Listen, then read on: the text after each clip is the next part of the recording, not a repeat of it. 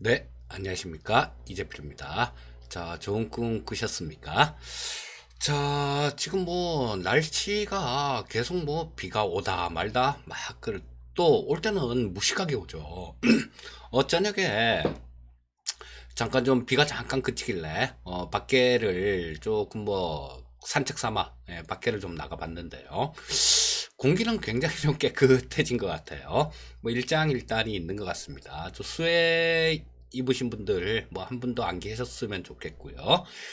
자, 지금 글로벌 증시 동향들을 일단 뉴스들부터 간략하게 조금 짚어보고 넘어가도록 하겠습니다. 자, 트럼프가 그 저 실업급여 좀 인하해 갖고 지급하는 것들 뭐 요런 것들에 대해서 그 행정명령을 했었죠. 근데 저쪽 민주당 쪽 그쪽에서는 이게 위헌이다라고 낸시 펠로시 하원 의장이 그런 얘기를 했죠. 위헌이다라고 뭐 대응하겠다라는 그런 얘기를 했고요. 자, 그리고 스티븐 무누신 미국 재무장관 같은 경우는 조금 좀 미국 쪽 백악관 쪽에서는 좀 더 그런 전향적인 그런 자세를 취하는 것 같아요. 자, 뭐 합의를 위해서 더 많은 자금을 사용할 준비가 돼 있다, 준비가 완료됐다, 뭐 이런 얘기를 했어요. 자, 처음에 엇갈린 부분들이 그런 부분이었었죠. 이 실업급여 지급하는 거, 뭐, 요런 부분들은 어느 정도는 접점을 찾아가고 있는 그런 모습으로 보여지는데요. 그 규모가 상당히 좀 차이가 많았었어요. 이 공화당 쪽은 1조 달러 정도, 그 다음에 민주당 쪽은 3조 달러 정도. 자, 이 정도를 제시했었는데, 여기서 격차가 좀 워낙 커서 이 부분이 좀 합의가 안 되는 것 같은데요. 뭐, 그걸 위해서, 좀 더 늘렸다. 더 많은 자금을 사용할 준비가 됐다. 뭐, 이런 얘기를 했으니까, 그리고 외신 쪽에서도 트럼프 행정명령이 이게 위헌의 소지는 있을 수 있지만 이 의회를 좀 압박하는 그런 요인은 될 것이다라는 그런 뉴스가 좀 있더라고요. 아마 뭐 그 얘기가 맞을 것 같은 생각이 듭니다. 자, 그리고 골드만삭스 같은 대형 IB 쪽에서 연준에 좀 이의를 제기한 게 있었죠. 뭐냐면 스트레스 테스트. 이 스트레스 테스트 결과에 대해서 이의를 좀 제기를 했는데요. 연준에서는 그걸 기각했습니다. 근데 나중에 이 연준에 대한 것도 영상을 만들어 드리면 참 재밌어요. 이 연준 설립 배경서부터 살펴본 참 재밌는데 이게 연준이 민간은행이라는 거 그런 것들은 아시는 분들은 거의 아실 거예요. 뭐 주요 주주는 골드만삭스라든가 아니면 2008년도에 파산한 리만 브라더스 뭐 이쪽도 있었고요. 뭐 록펠러, 뭐 쿤롭, 그 다음에 로스차일드 가문 뭐 이렇게 좀 주요 주주들이 쭉 있어요. 자, 이게 1913년도에 설립된 건데, 이 얘기를 하다 보면, 뭐, 이 얘기만 해도 몇 시간을 떠들어야 되는 거기 때문에. 자, 일단 뭐, 골드만삭스는 이 연준의 주요 주주 중에 하나입니다. 뭐, 일단 뭐, 그런 일이 있었다라는 거, 뭐, 그거, 예, 보시면 될 거고요. 그 다음에, 이 골드만삭스 쪽에서 2021년도, 그러니까 내년도, 미국 경제 성장 전망치를 대폭으로 상향 조정했습니다. 자, 6.2%로 상향 조정했고요. 뭐 6.2% 정도 나오려면 백신이 좀 나와야 되겠죠. 백신, 뭐 그리고 좀 치료제 이런 부분들도 조금 획기적인 그런 것들이 나오면 뭐 이 정도 충분히 가능하지 않을까 싶은 생각이 들어요. 자, 그리고 15일 날 15일이죠. 요게 미중 고위급 회담이 개최된다라고 얘기를 합니다. 자, 근데 뭐 주요 그런 것들은 1단계 무역 협상에 대한 진행 과정을 점검하는 뭐 그런 회의다. 뭐 요렇게 얘기를 하고요. 자, 요쪽에서 또 어떤 얘기를 하지 않을까 싶은 생각도 좀 듭니다. 자, 그래서 일단 뭐 주요 뉴스들은 요런 것들이 좀 있었고요. 자, 전체적으로 HTS 화면을 보면서 글로벌 증시 움직임들 조금 살펴보도록 하겠습니다.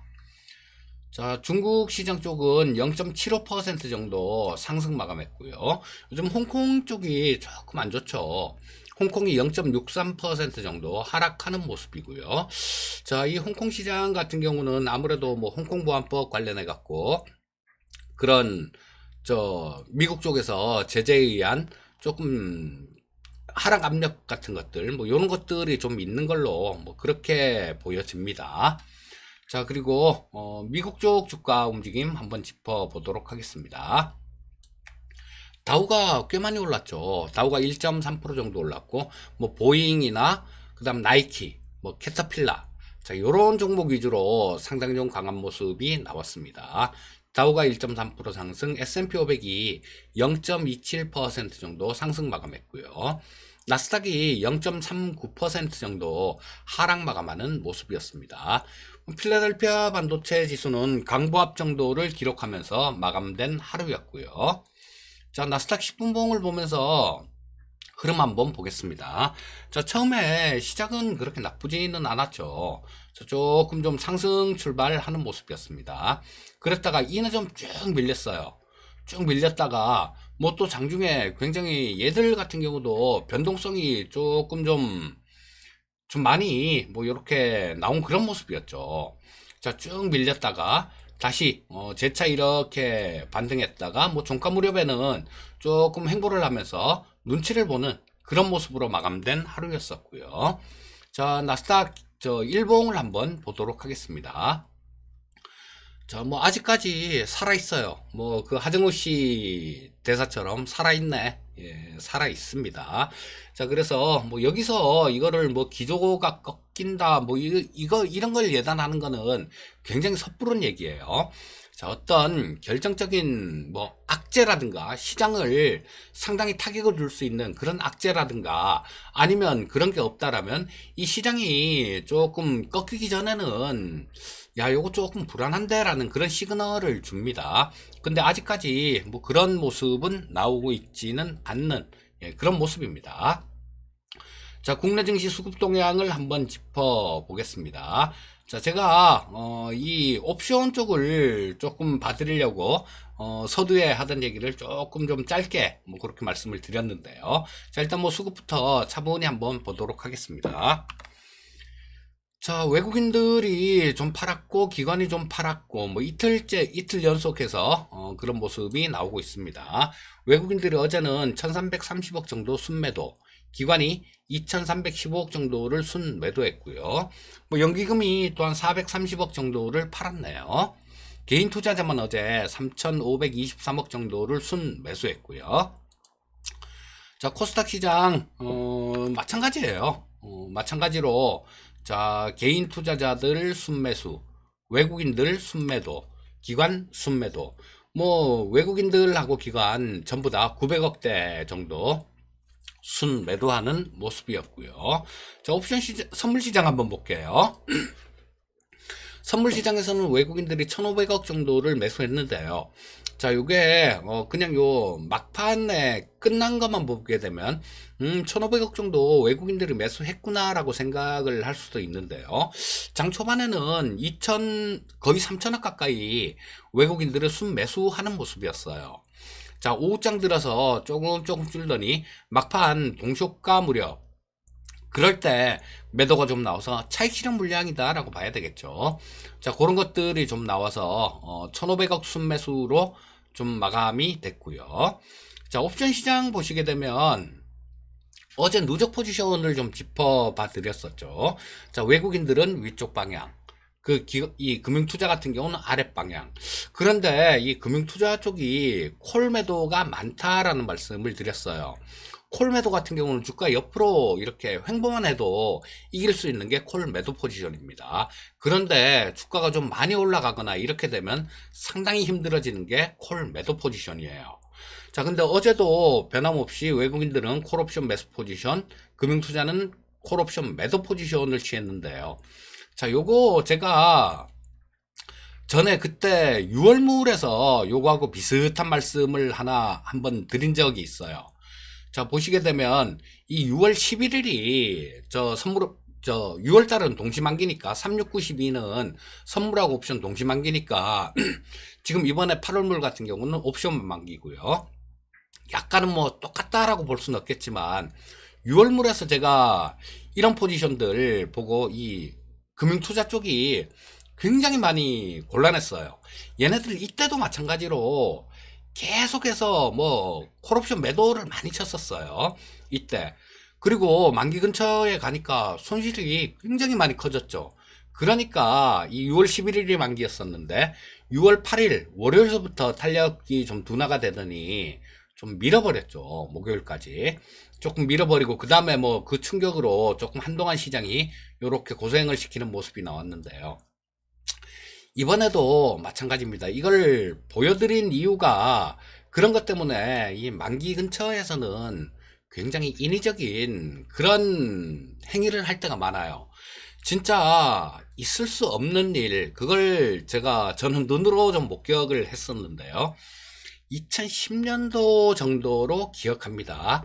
그때도 제가 뭐 옵션을 뭐 직접 좀 이렇게 매매를 좀 했었는데요. 자, 만기 전날 막 생각을 굉장히 많이 했어요. 생각을 굉장히 많이 하고, 야, 오늘 저녁에 해외 시장, 미국 시장 쪽 굉장히 안 좋을 것 같은데, 풋을 사놓자. 그리고 이 만기 전날 종가에 풋옵션을 굉장히 많이 매수를 해서 좀 만기를 맞았어요. 근데 아니나 다를까 그날 저녁에 미국 시장이 굉장히 많이 빠졌습니다. 굉장히 많이 빠졌는데도 이들 같은 경우는 뭐 정말로 해선 안 될지 저도 그때까지도 그렇게 하는 건 못 봤고요. 지금까지도 못 봤는데 동시효과 때 오전장 동시효과 때요.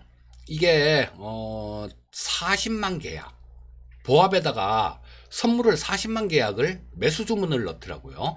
여러분 40만 계약이면 지금 같은 경우는 선물이 1포인트에 25만 원이라서 계산을 해보면 1억이 안 돼요.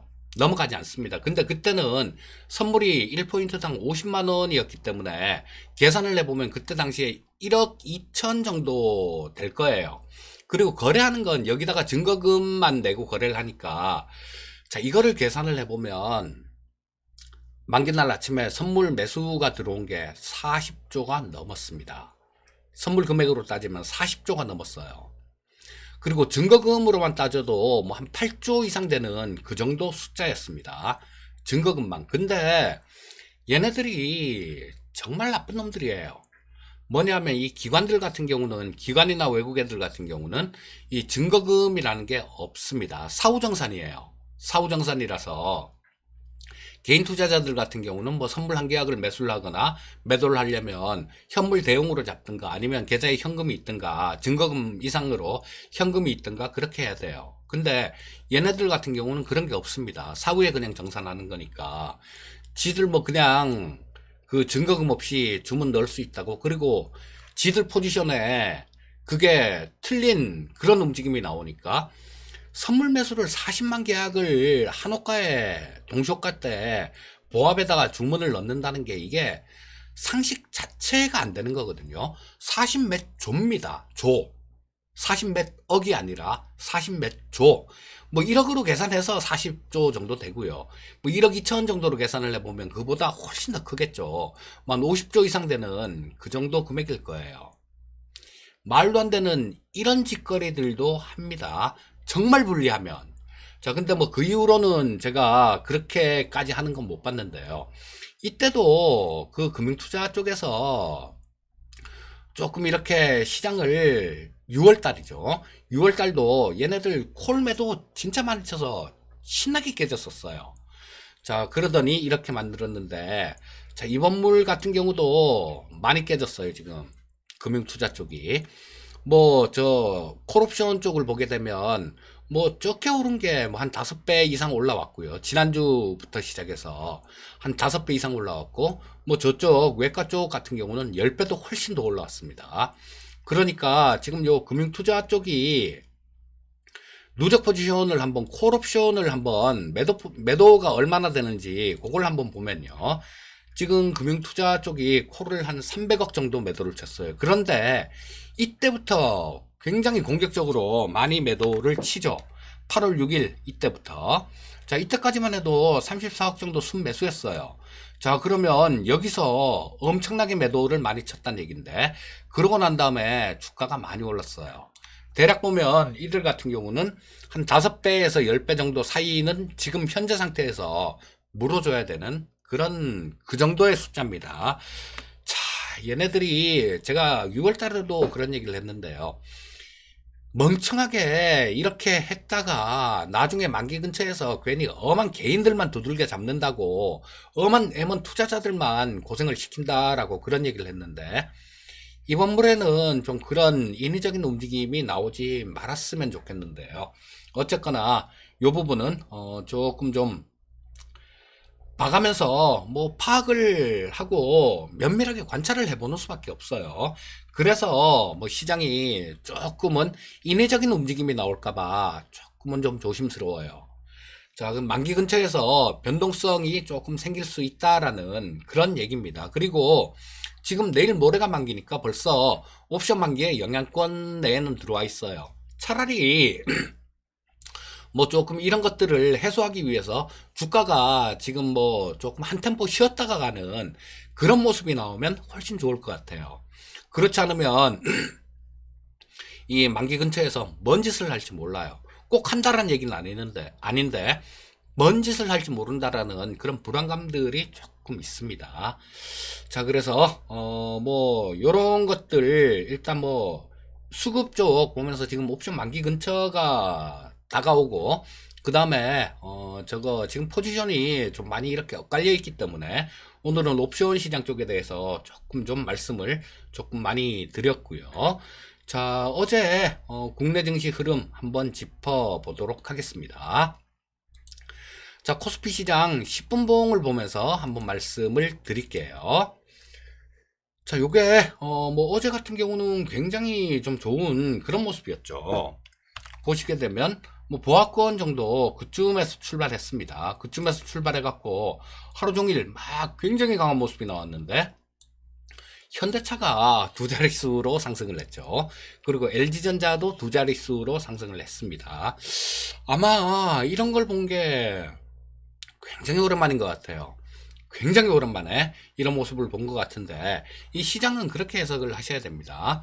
뭐 어느 한쪽으로 이렇게 쏠린다라고 보시면 조금 곤란하고요. 제가 지난주였던가 그런 말씀을 드렸었죠. 뭐 저쪽 구경제 주식들 이런 것들이 저 순환매로 올라오고, 뭐 이쪽이 좀 쉬는 동안 이쪽이 올라오고, 자, 그런 모습이고 한쪽이 완전히 배제되는 그런 거는 아니기 때문에 조금 균형 잡힌 그런 시각을 가질 필요가 있습니다라는 그런 말씀을 드렸었는데요. 뭐 그런 움직임으로 보시면 될 것 같아요. 그리고 어제 현대차 같은 경우는 뭐 니콜라에서 뭐 기술 제휴 뭐 이런 것도 제의를 했다라는 그런 얘기들, 뭐 이런 것들 때문에 급등을 하는 모습이었고요. 자, 그래서 지금 시장의 가장 강한 섹터, 가장 주도 섹터는 대형 IT주들이에요. 대형 IT주들인데 걔네들이 조금 쉬는 동안 뭐 이런 것들도 조금 쉬었다가 올라오고, 또 이런 것들이 좀 어느 정도 오르고 나면 그쪽으로 또 매기가 쏠리고 이런 모습이 나올 겁니다. 단 그 옵션 만기 관련해 갖고 그 변동성은 그렇게 시장 기조를 꺾는 그런 부분 그렇게까지 작용을 하지는 않을 거예요. 하지만 이번 주 목요일이라서 그 부분이 조금 조금 좀 인위적인 움직임이 나올까봐 그게 조금은 그냥 신경이 쓰이는 뭐 그 정도다, 이렇게 보시면 되겠습니다. 자, 어제 상당히 좋은 모습으로 마감이 됐고요. 일봉을 한번 보면서 또 마무리를 짓도록 하겠습니다. 자, 뭐 굉장히 좋았죠. 어제 같은 경우 뭐 거래 대금 자체도 상당히 좀 많이 실렸고요. 자, 금융투자 쪽이 옵션 포지션을 보게 되면 뒤통수가 좀 찌릿찌릿할 것 같습니다. 그래서 이들은 시장을 최소 만기까지라도 시장을 굉장히 좀 이렇게 강하게 가는 걸 말리고 싶은 그런 처질 거예요, 아마. 자, 그래서 일단 뭐 시장 기조 자체는 우상향 기조 뭐 이런 것들은 그냥 계속 유효하다라고 보시면 됩니다. 뭐 하지만 이 변동성 자체 이런 부분들은 조금 나올 수 있어요. 하지만 그 변동성 자체도 그렇게 시장의 기조를 꺾거나 뭐 이럴 수 있는 그런 큰 변동성이 아니라 뭐 상승 추세 중에 자연스러운 조정 정도, 뭐 그 정도로 이해를 하시면 되겠습니다. 자, 뭐 저 체크해 봐야 될 사항들 같은 경우는 뭐 거의 매일매일 비슷한 그런 거죠. 자, 미국 증시 선물 쪽 동향들 좀 보시고요. 자, 홍콩 쪽이 지금 최근 들어서 좀 연속해서 좀 이렇게 하루에, 지난주에 한번 세게 한번 두들겨 맞은 적이 있었고요. 자, 그러고 난 다음에 크게 하루에 큰 폭으로 빠지진 않는데 계속해서 조금씩 이렇게 빠지는 모습이 나오는데, 요 부분 같은 경우도 조금 우리가 눈여겨봐야 됩니다. 홍콩이 좀 안 좋으면 우리나라 같은 경우도 조금 뭐 그런 걸 빌미로 해서 조정이 나올 수도 있고요. 자, 그러니까 홍콩 시장 쪽, 뭐 그쪽, 예, 좀 눈여겨보시고, 뭐 중국 시장도 같이 살펴보셔야 되겠죠. 자, 뭐 그렇게 시장의 기본적인, 뷰는 또 말씀을 드렸고요. 자, 오늘도 성공 투자하시고요. 저는 이따가 장 끝나고 뭐 영상을 하나, 종목 영상을 하나 만들어 드리든가 그렇게 할 거고요. 근데 종목 영상에는 댓글을 못 달게 할 겁니다. 참 진짜 이상한 분들 때문에 참 그래요. 뭐 솔리드 같은 것들, 그런 것들, 저 처음에 제가 100만원짜리 강의, 이거 100만원씩 받고 했던 강의입니다라고 그런 영상, 1시간짜리 영상 올려드렸을 때 거기서 한 종목 그냥 딱 찍어드린 게 솔리드예요. 자, 근데 뭐 그때 영상 올릴 때 가격 보면 거기서부터 정말 굉장히 많이 올랐거든요. 근데 여기에 대해서는 이런 방구도 없어요. 그리고 최근에 솔리드가 굉장히 좋았죠. 이런 방구도 없는데 그 바이넥스라는 종목, 거기서 또 그 영상을 올린 지 한참 됐어요. 그리고 영상 올리고 난 다음에도 좀 좋은 모습이 나왔습니다. 그때는 찍소리 없더니 엊그저께 지난 금요일이었던가요? 주가 좀 빠지니까 거기다 대고 뭐 굉장히 험한 말 한 분, 그런 분 계셨죠. 그래서 뭐 종목 올리는 영상에는 소통 안 하겠습니다. 소통 안 할 거고요. 종목 영상에는 댓글을 못 달게 해서 그렇게 올릴 겁니다. 자, 좀 이따가 보고 장 끝나고 뭐 어떤 종목을 하나 좀 올려드리든가 뭐 일단 그렇게 하는 방향으로 일단 지금 생각하고 있고요. 자, 오늘도 성공 투자하시고요. 저는 뭐 이따가 영상을 올려드리면 오후에 뵐 거고, 그렇지 않으면 내일 뵙도록 하겠습니다. 자, 항상 성공 투자하십시오. 감사합니다.